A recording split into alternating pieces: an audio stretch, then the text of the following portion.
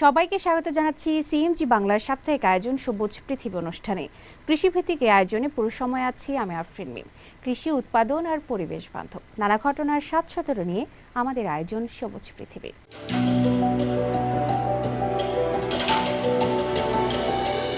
চীনে এখন বসন্তকালীন কৃষিকাজের ধুম, তবে এবারের চিত্রটা একটু ভিন্ন। লাঙ্গল জোয়ালের চিরাচরিত রূপ ছাড়িয়ে কৃষিতে জায়গা করে নিয়েছে আধুনিক রোবোটিক ইরিগেশন এবং ই কমার্স। মরুভূমির কিনারে গমের আবাদ থেকে শুরু করে গ্রিন হাউসে মাশরুম চাষ, প্রযুক্তির ছোঁয়ায় কৃষকরা কিভাবে তাদের ভাগ্য বদলাচ্ছেন, চলুন দেখে নেই এবারের প্রতিবেদনে।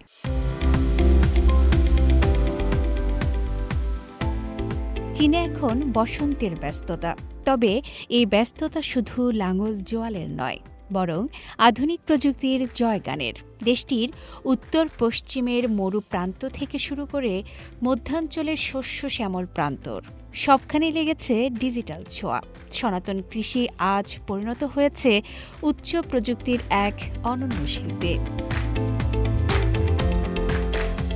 তাকলামাকান মরুভূমির দক্ষিণ প্রান্তে অবস্থিত খু নই সিটি, একসময় যেখানে চাষাবাদ ছিল আকাশ কুসুম কল্পনা, আজ সেখানে প্রায় ৫৩৩ হেক্টর জমিতে হাসছে শীতকালীন গম।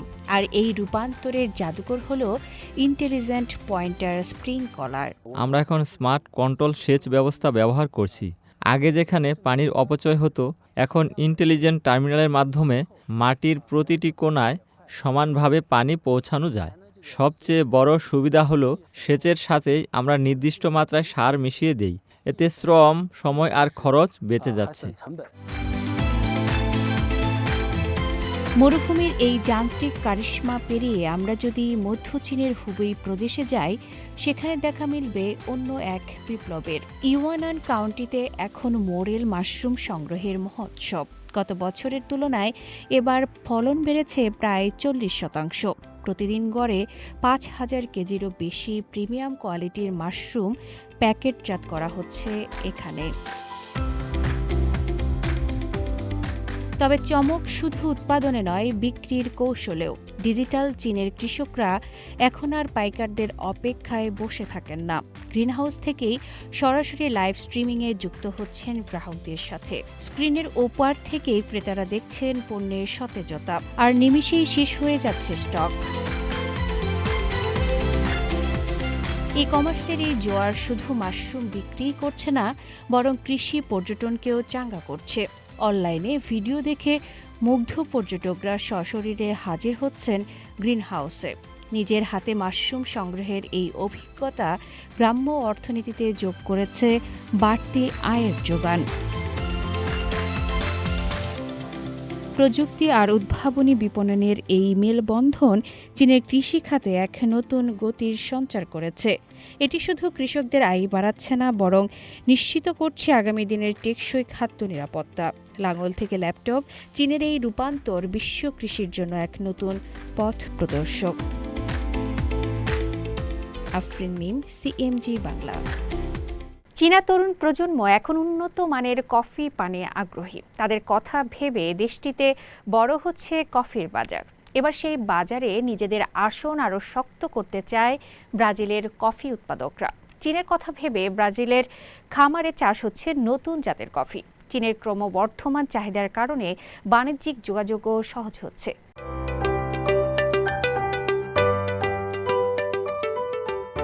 চীনা ভোক্তাদের মধ্যে উচ্চ মানের কফির প্রতি আগ্রহ বাড়ছে, আর তাই ব্রাজিলের কফি সরবরাহকারীরা চীনা বাজারে প্রবেশের নতুন সুযোগ খুঁজছেন।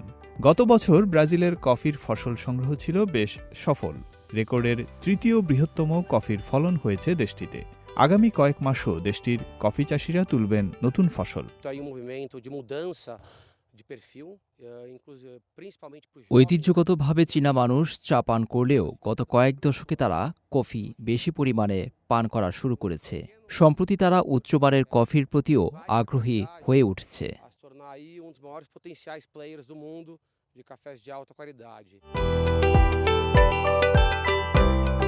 হেলিও আরও বললেন, তরুণদের মধ্যে ভোগের ধরনে পরিবর্তন এসেছে, যা এই বাজারকে বেশ সম্ভাবনাময় করে তুলেছে। চীন এখন উচ্চমানের কফির জন্য বিশ্বের অন্যতম বড় সম্ভাবনাময় বাজার। ডিসেম্বরে রোপণ করা নতুন একটি ক্ষেতে কাতুকাই নামের একটি বিশেষ কফি জাত চাষ করা হচ্ছে। স্থানীয় গবেষণা কেন্দ্রে উদ্ভাবিত এই হলুদ বীজের কফি উচ্চ চিনি উপাদানের জন্য পরিচিত। খামারের দায়িত্বপ্রাপ্ত কৃষি প্রকৌশলী জানান, এখানে টেকসই কৃষি পদ্ধতি অনুসরণ করা হয়, যা কফি উৎপাদন ও জমির জন্য উপকারী। খামারের ল্যাবরেটরি ও টেস্টিং রুমে বিশেষজ্ঞরা কফির মান নিয়ন্ত্রণ করেন এবং নতুন ব্লেন্ড তৈরির কাজ করেন। চীনা ভোক্তারা মানের ব্যাপারে খুবই সচেতন। তারা প্রাকৃতিকভাবে প্রক্রিয়াজাত কফি পছন্দ করেন, যার স্বাদ হবে ঘন, মিষ্টতা হবে বেশি এবং চকলেট ও ক্যারামেলের মতো ফ্লেভার থাকে। চীনা বাজারে পৌঁছাতে ব্রাজিলিয়ান কফিকে অর্ধেক পৃথিবী পাড়ি দিতে হয়। তবে দুই দেশের মধ্যে বাণিজ্য বাড়ার সঙ্গে সঙ্গে এই দীর্ঘ যাত্রাকে আরও দ্রুত ও ব্যয় সাশ্রয়ী করতে নতুন শিপিং রুট এবং প্রশাসনিক জটিলতা কমানোর উদ্যোগ নেওয়া হয়েছে। ফয়সাল আব্দুল্লাহ, সিএমজি বাংলা।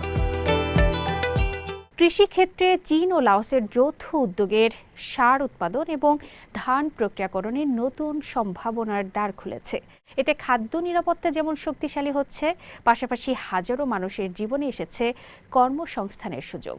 শুধু তাই নয়, কৃষি পণ্য, বীজ ও সার দ্রুত পৌঁছে দিয়ে কৃষকদের স্বপ্নকে আরও শক্ত ভিত্তি দিচ্ছে চীন লাওস রেলপথ, যা স্থানীয় অর্থনীতিকেও করেছে শক্তিশালী।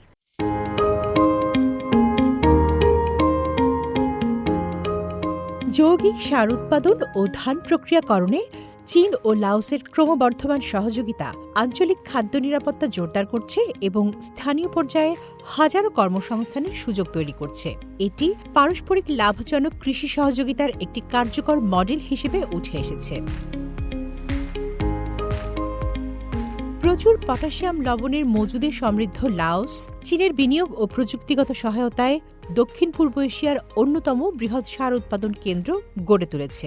এর ফলে লাওসের প্রাকৃতিক সম্পদ সরাসরি কৃষি উৎপাদনে কাজ লাগছে এবং দেশসহ পুরো অঞ্চলে ফসলের জন্য প্রয়োজনীয় পুষ্টি সরবরাহ নিশ্চিত হচ্ছে।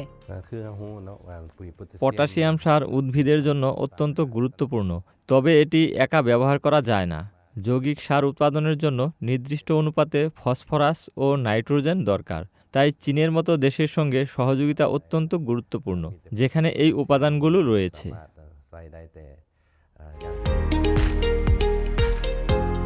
এই সহযোগিতার ফলে সার উৎপাদনে স্বয়ংসম্পূর্ণতা বাড়ছে এবং শস্য উৎপাদনের ভিত্তি আরও শক্তিশালী হচ্ছে। এদিকে খামমাউনে প্রদেশে চীন অর্থায়িত পটাশ শিল্প পার্কে ৪,০০০-এর বেশি স্থানীয় মানুষের কর্মসংস্থান হয়েছে, যা অর্থনীতিতে ইতিবাচক প্রভাব ফেলছে। আমাদের কোম্পানি পটাশ সার উৎপাদন করে, যা আয় বাড়াতে সাহায্য করেছে। আশেপাশের অনেক মানুষ এখানে কাজ করছে এবং তাদের আয়ও বেড়েছে। তবে শুধু উৎপাদন বাড়ানোই যথেষ্ট নয়। কৃষকদের ন্যায্য মূল্য নিশ্চিত করতে প্রয়োজন দক্ষ প্রক্রিয়াকরণ ও বাজারে সহজ প্রবেশাধিকার। এই ক্ষেত্রে আধুনিক চাল প্রক্রিয়াকরণ ও উন্নত সরবরাহ ব্যবস্থা অত্যন্ত গুরুত্বপূর্ণ ভূমিকা রাখছে। লাওসের রাজধানী ভিয়েনতিয়ানের উন্নত পরিবহন ব্যবস্থার মাধ্যমে প্রক্রিয়াজাত চাল সহজেই প্রতিবেশী দেশগুলোতে রপ্তানি করা হচ্ছে। এক্ষেত্রে সবচেয়ে কার্যকর ভূমিকা রাখছে চীন লাওস রেলপথ, যা চীনের ইউনান প্রদেশের কুনমিং শহরের সঙ্গে ভিয়েনতিয়ানকে যুক্ত করেছে।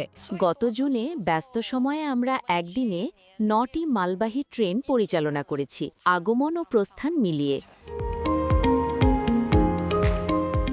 এই রেলপথ পরিবহন ব্যয় ও সময় কমিয়ে কৃষিপণ্য, যন্ত্রপাতি, বীজ ও সার দ্রুত সরবরাহ নিশ্চিত করছে। ২০২১ সালে চালু হওয়ার পর থেকে এই রেলপথে প্রায় ৬৪,০০০ মালবাহী ট্রেন চলাচল করেছে এবং মোট ৭২.৫ মিলিয়ন টন পণ্য পরিবহন করা হয়েছে। তামান্না জেনিফার, সিএমজি বাংলা। নিত্য নতুন প্রযুক্তির ব্যবহারে কৃষি খাতে বিপ্লব বয়ে যাচ্ছে চীনের। তবে এর গতি আরও বাড়াতে প্রযুক্তি নির্ভরতার পাশাপাশি আর্থিক সহায়তাও জোরদারের আহ্বান জানিয়েছে দেশটির জাতীয় গণকংগ্রেস এনপিসির ডেপুটি যিনি 2014 সালে তার নিজ প্রদেশ আনহুইতে ফিরে নতুন কৃষক হিসাবে কাজে নেমে পড়েন। মনোযোগ দেন কৃষকদের প্রশিক্ষণ ও আধুনিক যন্ত্রপাতির উপর। সেই প্রচেষ্টায় প্রদেশ জুড়ে মোট 38,000 কৃষক পেয়েছেন উন্নত প্রশিক্ষণ, যা ভূমিকা রাখছে উৎপাদনে। বিস্তারিত থাকছে লুৎফর কবিরের প্রতিবেদনে।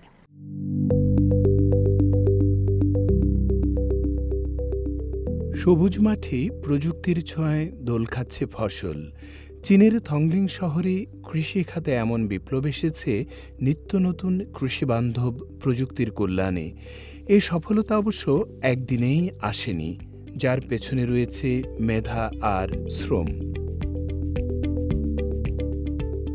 14তম জাতীয় কংগ্রেস এনপিসি ডেপুটি ইউ ছিংছিং 2014 সালে ফিরে যান নিজ প্রদেশ আনহুইর চংইয়াং কাউন্টিতে। কিভাবে উচ্চ ফলনে প্রযুক্তির ব্যবহার বাড়ানো যায়, এই ভাবনা থেকে নিজেই মাঠে নেমে পড়েন, যার সুফলও পাচ্ছেন এই অঞ্চলের মানুষ। এই বিষয়টিকে বলা হচ্ছে নতুন কৃষক। প্রত্যন্ত অঞ্চলের মানুষ এবং কৃষিকে কাজে লাগানো প্রয়োজন। এটি কেবল আমাদের তরুণ এবং শিক্ষিত নতুন কৃষকদের উজ্জীবিত করাই শুধু নয়, গ্রামীণ সম্প্রদায়ের মধ্যে বিশেষজ্ঞ এবং দক্ষ কর্মীদের গড়ে তোলার বিষয়, যারা সত্যিকার অর্থে কৃষি বোঝেন এবং উৎপাদনের প্রথম সারিতে যুক্ত আছেন। সাম্প্রতিক বছরগুলোই ইউ ছিংছিং কৃষি চাষ এবং এর সঙ্গে যন্ত্রপাতি কিভাবে ব্যবহার বাড়ানো যায় সে বিষয়ে তার জন্মস্থানে প্রচারণায় ব্যস্ত সময় কাটাচ্ছেন। স্থানীয় কৃষি ও গ্রামীণ বিষয়ক কর্তৃপক্ষের কর্মশালা বা কর্মসূচির মাধ্যমে 2025 সালে আধুনিক কৃষি দক্ষতার প্রশিক্ষণ পেয়েছেন 3,862 জন কৃষক, আর প্রদেশ জুড়ে প্রশিক্ষণ পেয়েছেন মোট 38,000। কৃষিখাতে প্রযুক্তিগত উদ্ভাবন এবং অগ্রগতির নেতৃত্বের জন্য কাউন্টিতে 46 জন নেতা বেছে নেওয়া হয়েছে। এ কাজে সহায়তায় ছিল হুয়াচং কৃষি বিশ্ববিদ্যালয়, সাংহাই বিশ্ববিদ্যালয় এবং আনহুই কৃষি বিশ্ববিদ্যালয়। একটি প্রশিক্ষণ পর্ব 7 থেকে 9 দিন চলে, যার 60% বেশি হাতে কলমে প্রশিক্ষণ দেওয়া হয়। এর মাধ্যমেই সত্যিকার অর্থে দক্ষ জনশক্তি গড়ে তোলা সম্ভব।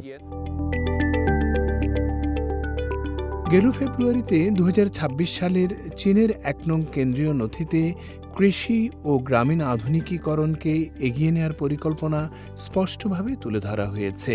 তবে মাঠে কৃষি যন্ত্রপাতি ব্যবহারের ক্ষেত্রে নানা সময় প্রতিবন্ধকতার সম্মুখীন হতে হচ্ছে, ফলে এ বিষয়গুলো সতর্কতার সঙ্গে নথিভুক্ত করেন তিনি। আনহুই প্রাদেশিক কৃষি ও গ্রামীণ বিষয়ক বিভাগের তথ্য অনুযায়ী বর্তমানে প্রদেশে 1,43,000 শস্য কৃষক রয়েছেন, যার মধ্যে 3,400 কৃষক 66 হেক্টরে বা তার বেশি জমি চাষ করেন। যাদের কৃষি যন্ত্রপাতির বিপুল চাহিদা সত্ত্বেও অতি খরচের বিষয়টি অনেকের কাছে দুশ্চিন্তার কারণ। ইউ ছিংছিং কৃষিতে উৎপাদন বাড়াতে বিশেষ তহবিল গঠনের পাশাপাশি বিনিয়োগ বাড়ানোর প্রতি জোর দিয়েছেন, যা আধুনিক কৃষির অগ্রগতি আরও গতিশীল করবে। মাহমুদ হাশিম, সিএমজি বাংলা। প্রিয় দর্শক, আমরা অনুষ্ঠানের একদম শেষ পর্যায়ে চলে এসেছি। অনুষ্ঠানটি টেলিভিশনের পাশাপাশি সামাজিক যোগাযোগ মাধ্যমে দেখতে www.facebook.com/cmg বাংলা এবং ইউটিউব চ্যানেল সিএমজি বাংলাতে ক্লিক করুন। আগামী সপ্তাহে আবার দেখা হবে একই দিন একই সময়। সবাই ভালো থাকুন, নিরাপদে থাকুন, আর থাকুন সবুজের সঙ্গে।